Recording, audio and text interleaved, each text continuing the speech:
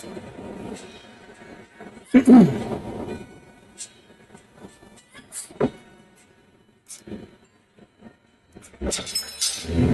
says it's a what's up? Or one of those author books during the doctor or princess on it. The baby's long lost closest living relative. Hey, Miss Sarah, how you doing, ma'am? That feels like it's super loud. Let's see.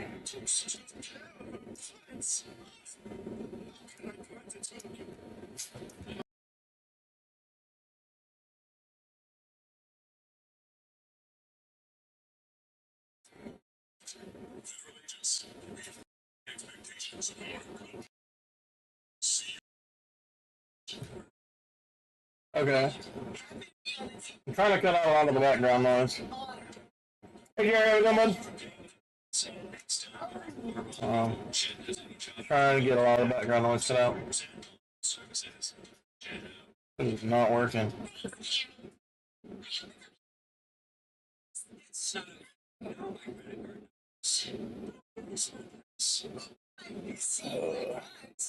Hey, congratulations.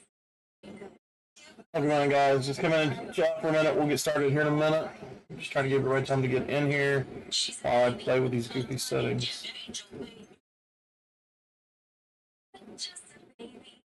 Pardon me. Peter Thompson, thanks for the follow. Dob Gaming, thank you for the follow. User Ross, thank you for the follow.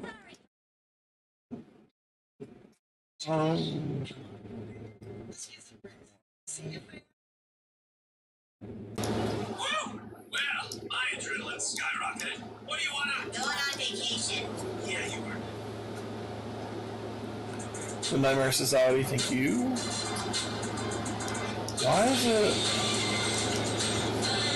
like nothing to stop in the background noise at all?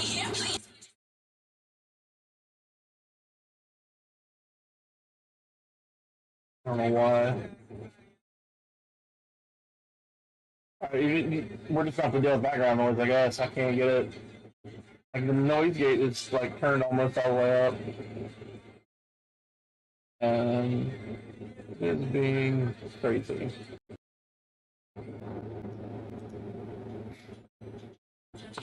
Show guy, welcome on, appreciate it. I don't know.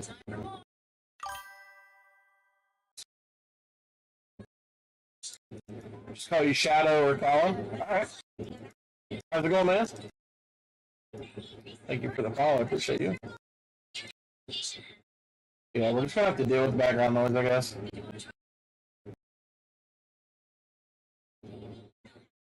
Christine Harris, welcome in, appreciate it.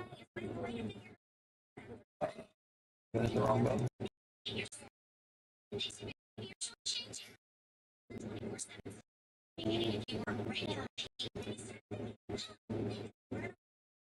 Yeah, I don't know.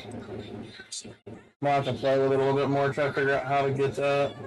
Might have to go into the mono mic settings and try to do it on there because the mic's got its own settings as well. Let's see if I can get it figured out for next time. But Carol's not here. Hey, Peanut, get out of here. You guys will have to forget it. Carol's not here. I got Peanut with me. Just another day in paradise, waiting on the wife to get off work. Nice. Doing the same. I'm with you. Waiting on my wife to get off work too. Guys, thank you for the shares. Appreciate it. You guys will notice I don't have alerts turned on if you're new. I don't have them turned on for this. Keep the noise and stuff down. Because we are live on multi-platforms. We are live right now on the Tiki-Taki, the purple, the blue, the red, and the green. All at the same time doing this right now. So you can be watching on any of those platforms. I don't have alerts off because I don't want a lot of noises from each one going off while we're in the middle of Bible study. This is a informal thing. This is not something super formal or anything like that. So if you have any questions, comments, feel free to text them in the chat. I will do my best to read and keep up with them as we're going through the Bible study. So other than that, just kind of hang out with us. And green bean, yes, yeah, yeah. I say colors because Tiki-Taki doesn't gets offended if you mention the other platforms by name, mainly the purple, but gets like kind of stops the algorithm on the Tiki-Taki from going out anywhere, so that people can't won't get to see it as easy. So I announce colors instead. It's a little easier. Yeah, we're live on all of them right now. Everything but like Trello or something weird. I'm not on there anymore. Trello and was the other one, Noise. I looked at that once and it was really confusing, so I didn't like it. We're 7 minutes in. We're going to go ahead and get started. If any others come in, they can just come in, join right in, be a part of the group. But so we've been reading in the book of Matthew. We're on chapter 8. We've been reading 7, 6, and 5. We've been covering the Sermon on the Mount, the Beatitudes, where Christ goes up on the hill. He sets his disciples down and teaches them, for one, what it means to be a Christian, and understand that Christianity is a brand new introduction at this point. You say, well, it was there in the Old Testament. That wasn't Christianity. That was Judaism. That was the way the Jews lived according to the laws and things written in the Old Testament, which are different but are the same as well. I don't want to confuse by getting into a lot of different details, but that's the foundation of where Christianity begins. In order to fully understand the New Testament and Christian life, you have to have the Old Testament. Once we get into that, once we start looking at the Old Testament, I will tie them in and it will make sense, more sense. I will do my best to do it now as we go through the New Testament without confusing. Because if you've never read the Bible before, you've never been into it, you've never gotten into it or anything like that, it can be very confusing if I start talking about a lot of different points and bringing up a lot of things from the past, from the Old Testament. You're going to get super confused, and I don't want to confuse. I want to kind of keep it simple, try to give a simple understanding and a simple talk through, and start with the New Testament. And I start with the New Testament instead of the Old Testament for a very specific reason. The New Testament is what you might call the updated or our current religion. It's Christianity as it is now, the way we should be behaving right now, the way things should go right now. So we want to learn about Jesus, about his life, what he's done for us, and what it brings us. And then we can learn about the background of Christianity, of Judaism and coming into Christianity, and how one establishes the other, and things like that. So we'll get into that stuff. We'll talk about this stuff, but the idea is to let you get an introduction to Christ, who he is, what he done, and why he done it for us. And then we'll go and start looking into the history of things. And that's the Old Testament. That's what the Old Testament is. It's the history of things. It lays out the groundwork. That's where the Ten Commandments come from. That's, sin entered into man, blah, blah, blah, stuff like that. But like I said, I don't want to get like super into that because I don't want to confuse you. I want to right now my goal is to introduce you to Christ, what he's done, and why he done it. So we've been talking about the Beatitudes. We've been talking about Christian behavior, what it means, how to act, and how a true Christian should be. And there is a lot of warped ideas nowadays on what it means to be a real Christian. Everybody wears a Christian label, but not very many actually live a Christian life. That's hard for a lot of people to hear, but it's the truth. It's just how it is. But that's how things are. So he takes the disciples up on the mount and teaches them what it means and what Christian life should actually really be. And here in chapter 8, he's done with that, and they're coming down off the mountain, which means this is going to be the part where he's going to take what he just taught them, what he spoke to them, and he's going to put that teaching into action. Practice what you preach. Lead by example. And all of that here. So that's kind of what this leads into. A lot of those ideas come from this. Christ was the forefront runner, foundation, the foundation of that, if you will, things like that. So, but it starts off in chapter 8. It says, when he was come down from the mountain, great multitudes followed him. He had been teaching already. He just didn't have his disciples with him. He had called his disciples on his path while he was walking. And he said, behold, there came a leper and worshipped him, saying, Lord, if thou wilt, thou canst make me clean. Notice what the leper says, how he acknowledges him. He says, Lord. This isn't it's in the movies where, higher up people are all called lords. That's not the way this was. He recognized his deity, which means he showed faith in Christ and what Christ was. And he said, if thou wilt, thou canst make me clean. If you want to, you can cleanse me. I can be cleansed. He said, and Jesus put forth his hand and touched him, saying, I will, which means, of course I want you to be clean.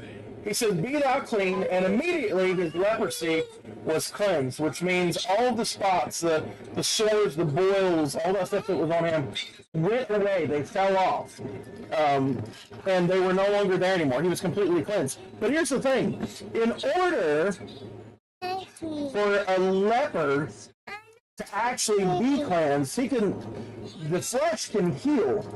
But in the Jewish custom, you weren't cleansed until you were announced that way by a priest. Okay? So nobody accepted it until the priest said, you're clean. So it said, Jesus said unto him, see thou, tell no man, but go to thy way, show thyself to the priest, and offer the gift that Moses commanded for a testimony unto them. Don't tell anybody what happened here today. It's not really his time to be put out there yet, even though he is doing these things, and word is going to spread. It's not really his time for it to be widespread and well known. So don't say anything or anything like that, but go to the priest, show the priest, and then make the sacrifices as was commanded by Moses back in the day. Stop. Now. So, there's a time period, and there's a time period that even though Jesus is doing work, he doesn't really want the message widespread by other people. He wants to go and walk and prove who he is and what he can do, and people just see. Because the minute it becomes widespread by other people and everything's telling, and they start telling everybody what happened to them, that's when the Pharisees, the Sadducees, and the chief priests are going to get involved. He's not even supposed to tell the priest how he got cleansed. He's just supposed to present himself to the priest to show that his leprosy was gone so that they could announce him as cleansed and he could return to his family. So he's not even supposed to tell the priest how he got cleansed, just that he got cleansed. Stop. Now, it says that when Jesus was entered into Capernaum, they continued to walk. It says, there came unto him a centurion, beseeching him, and saith, Lord, my servant lieth at home sick of the palsy, grievously tormented. Now, centurion was kind of like an army general, soldier, commander. I don't say general, but like a commander in the army and things like that. He was a military man. He was kind of authority. Obviously, they had servants and things like that working underneath them and things.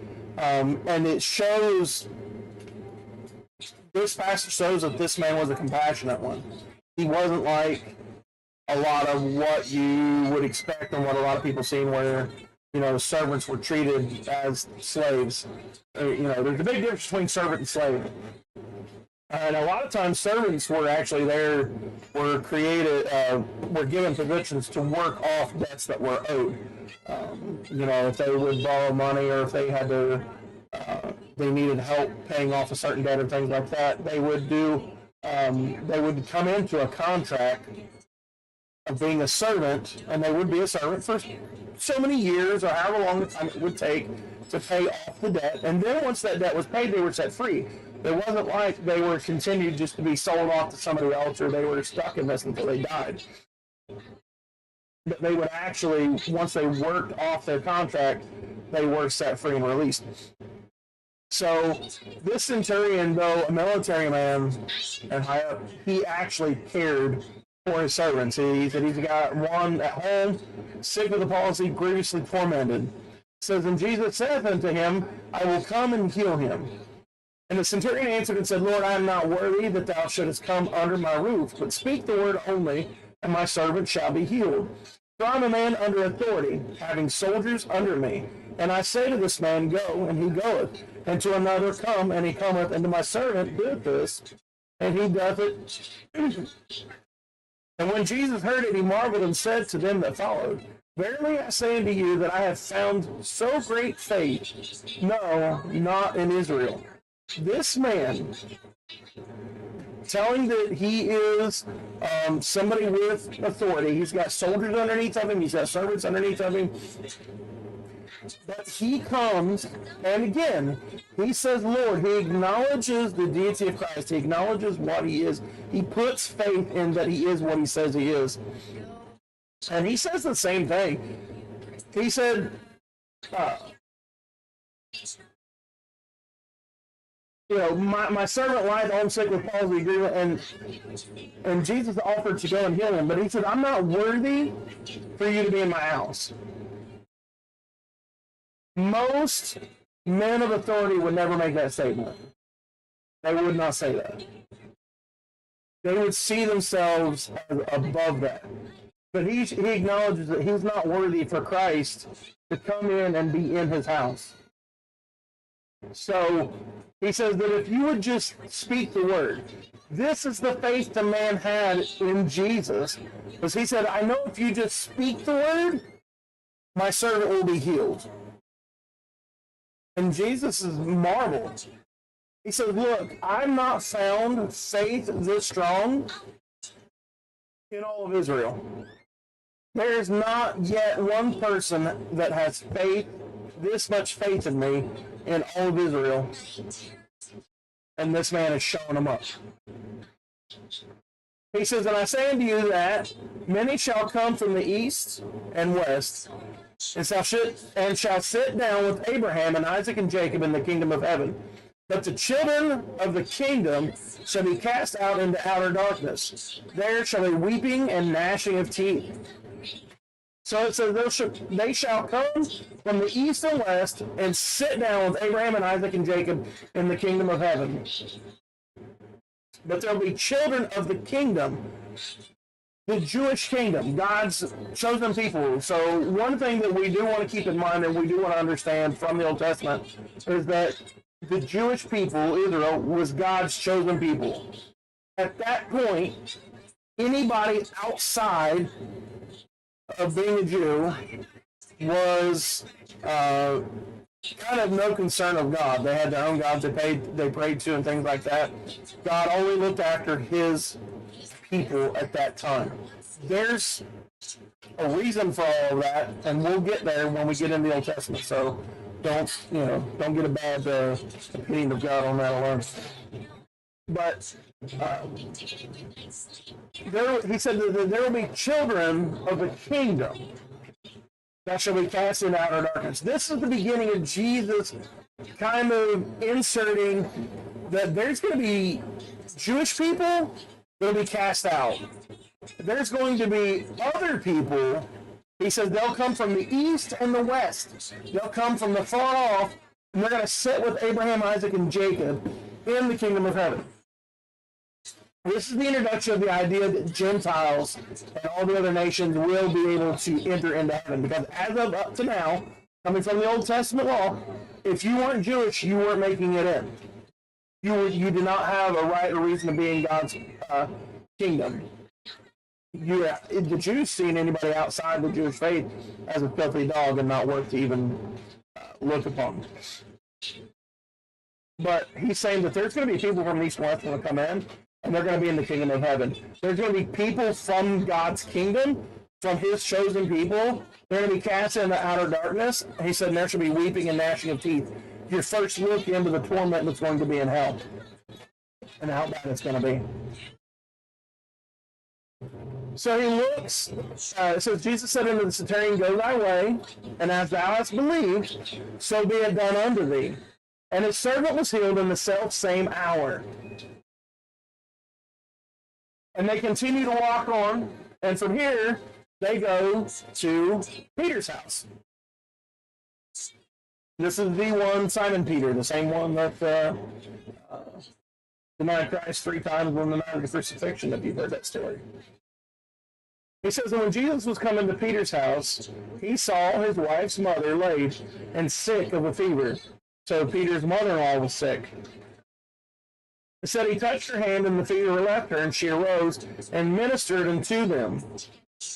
She arose, and when it says that ministered unto them, when it talks about being ministered into, it's a witness of God and his power and of his kingdom. So she is witnessing, telling the people of the house how she was healed by the touch of Jesus.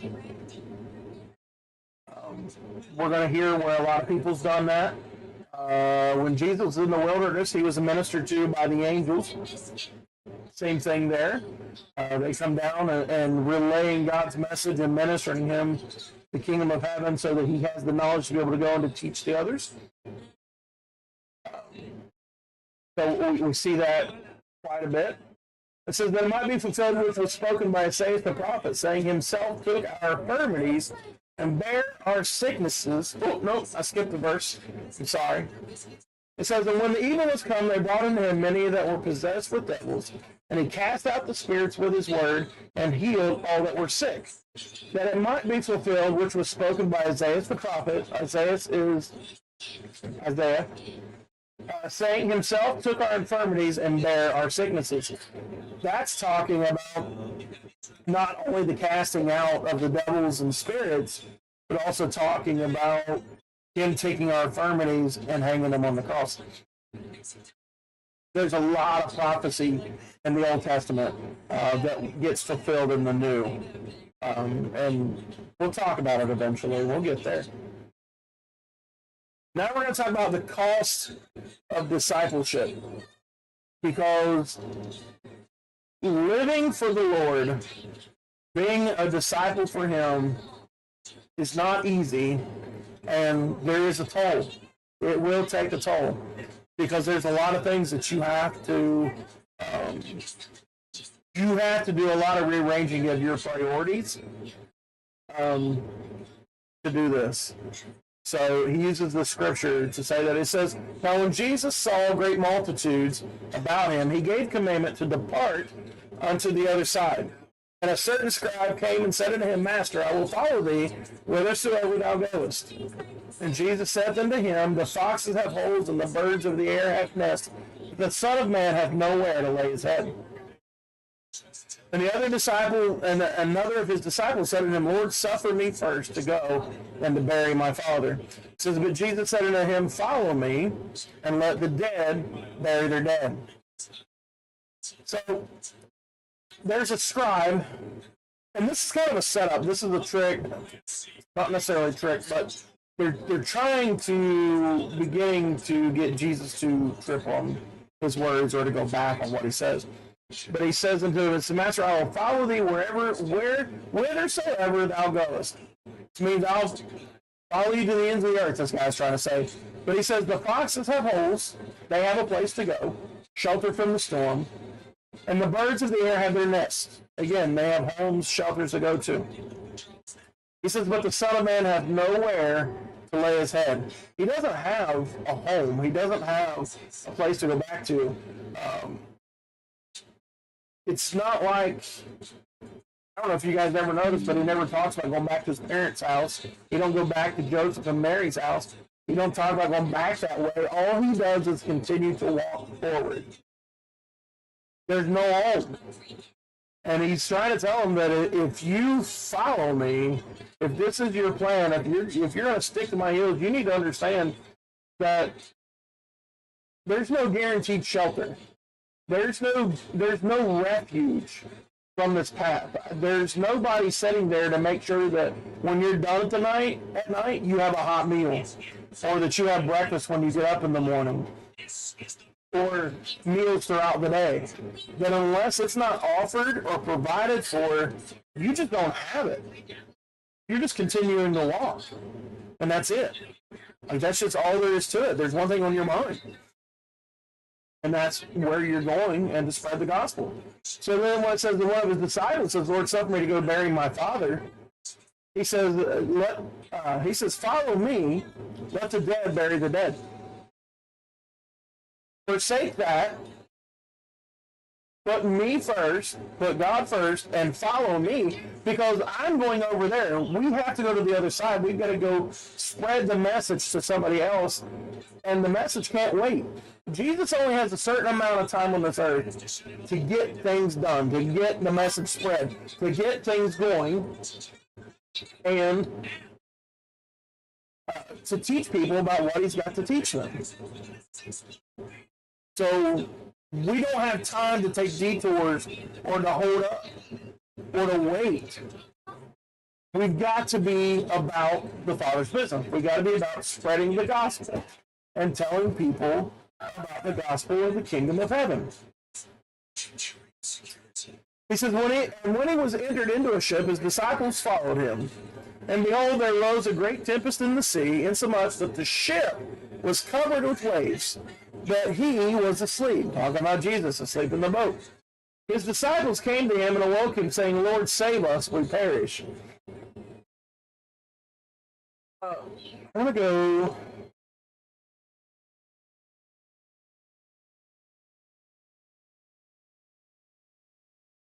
No, I don't think. Maybe I don't want to do that just a second. It's worded different one of the other Gospels. So Jesus said that, and he said when he saw the multitudes, he said he gave a commandment to depart unto the other side, going to the other side, right? So when he entered into the ship, when they got onto the ship, him and his disciples, he had said, we're going over there. Now, this is going to reference, this is going to show that if Jesus says, I'm going to be somewhere, there's nothing going to stop him. Nothing. Nothing will ever stand in his way. Nothing will ever block him. Nothing will stop him. Nothing will detour him. He will go where he says he's going to go. So when they got into the ship, and whenever they were heading across the sea, and the tempest rose, and the ship was covered in waves and everything else, he slept. He was asleep. He was getting his rest. The disciples come down and woke him up and said, Lord, save us, or we perish. Now their faith is wavering and saying that, and thinking they're not going to make it to the other side because of this storm. But he said unto them, why are ye fearful, O ye of little faith? Then he rose and rebuked the winds and the sea, and there was a great calm. But the men marveled, saying, what manner of man is this, that even the winds and the sea obey him? He had already said, we're going over there. He didn't say we might make it over there, we're going to try to go there. Jesus said, we are going. His authority, being the Son of God, allows him to say, I will be there, and nothing can stop that. But the disciples are still in the learning stage. Now, they've just sat on a mountain with him, and he taught about faith. He taught about love and kindness and things like that. They haven't been able to see a whole lot yet. They're just now starting to see things, and they're just now coming into the idea of what Jesus really is. They haven't fully understood what he is. And a lot of it's got to do with their eyes are kind of, I won't say kind of close to he is. He don't want to fully reveal everything, but he wants them to learn and see as they go. So he says, ye have little faith. Why are you so fearful? He rose up, he rebuked the winds and the sea. They calmed, and they finished on over to the other side. And whenever they seen this, they marveled and said, who is this that even the wind and seas obey him? He's showing that he's got authority, not just over words, not just over casting out evil spirits, not just over healing the body, but he's even able to command wind and seas, and they obey him. They calm when he says to calm down. So they're seeing things that he's being able to show his authority and show what he can control. Now remember, he is the Son of God. God has control of everything because God created everything. He created the winds. He created the sea. He created the dust of the earth. He created the people on the earth. He made all this stuff. He can definitely control it. So it says, and when he was come to the other side, into the country of Gergesenes, there met him two possessed with devils, coming out of the tombs, exceeding fierce, so that no man might pass by that way. And behold, they cried out, saying, what have we to do with thee, Jesus, thou Son of God? It says, art thou come hither to torment us before the time? Very interesting on the statement that's here. He says, there met him two possessed with devils coming out of the tombs. And they were put out in the tombs on purpose. They were put there so that people, whenever they did come over there, they wouldn't pass through and make it into the town. They would see these two, see that they were crazy, and that outsiders would turn around and go away. They didn't want outsiders over there. But when he got out of the boat, when he walked up there, it says, they cried out, saying, what have we to do with thee, Jesus? They called him out by name, and even said, thou Son of God. They recognized exactly who he was. It's not like they had heard the rumors of this guy named Jesus walking around doing this stuff to just say his name. They said, thou Son of God. They acknowledged and knew who he was. And that's the thing that the devil that picks on us, the demons that torment us, that come at us, that attack us on a daily basis, you can guarantee they know God's name. They know the name of Jesus. They know who he is and what he can do. No matter when he was in the flesh or when he's back in heaven, they know who he is, and they know what he can do. He says, art thou come hither to torment us before the time? That's kind of a significant statement. He says, and there was a good way off from them a herd of many swine feeding. And he said unto them, go. And when they were come out, they went into the herd of swine, and behold, the whole herd of swine ran violently down a steep place into the sea, and perished in the waters. And they that kept them fled, and when they went their ways into the city, and told everything, and what was befallen to the possessed of the devils. It says, and the whole city came out to meet Jesus, and when they saw him, they besought him that he would depart out of their coast. So they said, why have you come? Have you come to torment us before the time? See, they know there's a time coming where torment is going to be their punishment. And they're talking about when they are cast out. Not into the swine, but when this world comes to an end and they're cast into the lake of fire. See, the devil, all his angels, demons, imps, whatever you want to call them, they're all going to suffer the punishment.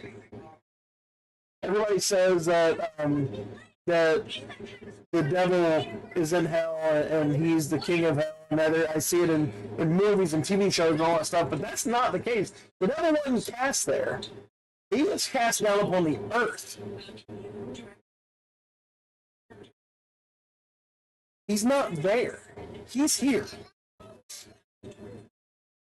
So their time of punishment is going to come. There's going to be a time where they're going to be cast out, cast into the lake of fire, and they're going to suffer and be punished the same as the non-believers and sinners left on this earth are. They're not going to escape that. They're not going to be able to get away from it. So he sees the swines. He says, "Go." Tells them to get out. And when he speaks, they have to listen. They have to obey his command. So they went to the swine. They went into the swine. The swine went and violently ran over the cliff, fell in the water, drowned, and they all died. The people that tend to these swines, the pig farmers that seen this, seen what happened. They seen it cast out. They seen it go under the pigs. They seen the pigs go over, fall into the water violently, and drown, and they all died. They've seen all that. And when they did, they went back into town. And they said, "Look, there is a man out there that turned around the two loonies that were out in the tombs, cast out their devils. They put them in the swines. The swines went and died. We lost all of our profit. We lost our livelihood. This guy has ruined everything, and not to mention, he was able to command the devils." So their theory is he the Lord of the devils? Is he, a bad guy? Because these were people that were not necessarily able to believe in God. You're talking about off to the edge of the Jewish people, and you're seeing other people. So they're like, what is going on here? So they come. They're like, we would prefer you go back to the other side, go back on the other coast, back over there, do your thing over there, talk to them over there, teach them over there, spread, your message to them over there, and leave us alone because you're costing us our livelihood. And back in the day, pig farmers, the pig was their livelihood. Sheep herders, shepherds, sheep were their livelihood. That was a lot of their currency. They traded, they sold, all that stuff, and that's how they provided for their family, and kept everybody fed and clothed and sheltered in the weathers when they needed it and things. So, they're seeing something they're not really liking because he's ruined that for them by casting the devils into the swine over there. So, all right, that is the end of chapter 8. Again, he's just come off the mountain. He is beginning to walk the walk that he taught the disciples on the hill. He's walking that Christian walk. He's showing them, not just telling them what it meant to live it, but showing them what it means to live it. And he's also revealing to them, as he tells them later on down the road, that this is the type of power that they will have. And I know a lot of people don't believe in demon possession. A lot of people don't believe in miraculous healings like that anymore. A lot of people's gotten away from that stuff, but I can legitimately tell you that I've seen the miraculous healings. I've witnessed it with my own eyes in church growing up as a child, a teenager, and I'm not crazy. I've legitimately seen things happen. I've seen curved spines be straight. I've seen uneven feet, people where one leg was longer than the other. I've watched them grow to the same length. Same thing with arms, hands.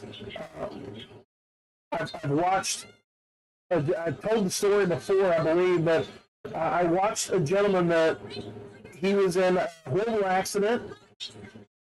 He was lucky to be alive on the vent. When he got off, he was in a wheelchair. The doctor said he's paralyzed for life. There's no fixing what happened to his body. It's just not possible for him to be able to walk. He wasn't even really able to move his arms.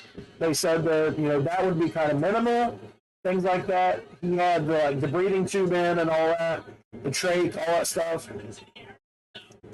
And I watched one night as the elders of the church gathered around him. They prayed over him. And it wasn't a week later, it wasn't a day later. That very night, that exact same night, I watched him stand up out of the wheelchair and walk across the front of the church. Now, did he just strut across it easy? No. But he got up. There was somebody on each side of him. They were not holding on. There was one person walking behind with the wheelchair. They were not bumping him and up against him. There was clearance all around him. But he got up and he walked slowly across the front of the entire church, over and back. That's a miracle. You don't see stuff like that. So I 100% believe in miracles because I've seen them. I know what they look like. I've witnessed them. I've witnessed several others that I just can't remember right off the bat, off the top of my head. But I'm old, my memory doesn't last long. So, but as I remember, I will share stories with you guys as I can. But they're real. The reason we don't see them too many more, there's not so much record of them anymore, is because the church has lost faith in believing that the miracles can still happen. And that's a bad thing. That's a bad thing for the church. It's a bad thing for Christians. It's a bad thing for those that need that healing when we don't have the faith strong enough to pray for somebody knowing that healing will come. I'll tell you one more that I've witnessed, not physically seen, but received a report of. I was going to a buddy's church down the road here from where I live on Tuesdays and Saturday nights, and he worked construction. And he worked with somebody that his buddy's wife, they had found out that she had cancer. Not only did she just have cancer, she was ate up with it. It was in her brain, it was in her bones, it was in her blood, it was on her skin. She was literally covered with it. They gave her a couple months to live, at best. When he came to church that night and told us about the report of how she was, we immediately had somebody stand in, we anointed them and began to pray. And we did this for a couple services because she was due to go back in a couple weeks to have another scan to see if it was, how fast it was progressing. Not if it did progress, but at the rate that it was progressing, because it was progressing and it was killing her. We did this, we had somebody stand in and we anointed, I think, every service until the day that she went back and had the next scan done to see how fast it was progressing. When she went back for the next scan, now she had multiple scans showing she had the cancer. It was growing, but they were looking at where it was popping up in all the different places. So now that she was completely covered, they wanted to see the progression rate, the places where it was. We anointed everybody every night until the time for her to go back for the next scan. There they were supposed to decide if they were going to try and do treatment to slow and try to prolong her life some, or if they were just going to head into comfort measures, which means give her medicine to keep the pain away and just kind of let it run its course as it does. When she went back to that next scan, when they had that next scan,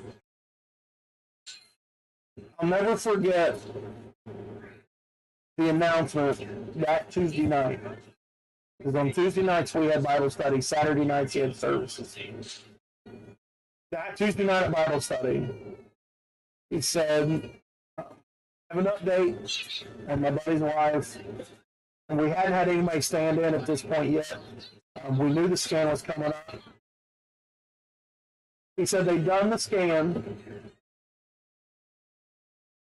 and the doctors didn't know what to tell her because there was zero evidence.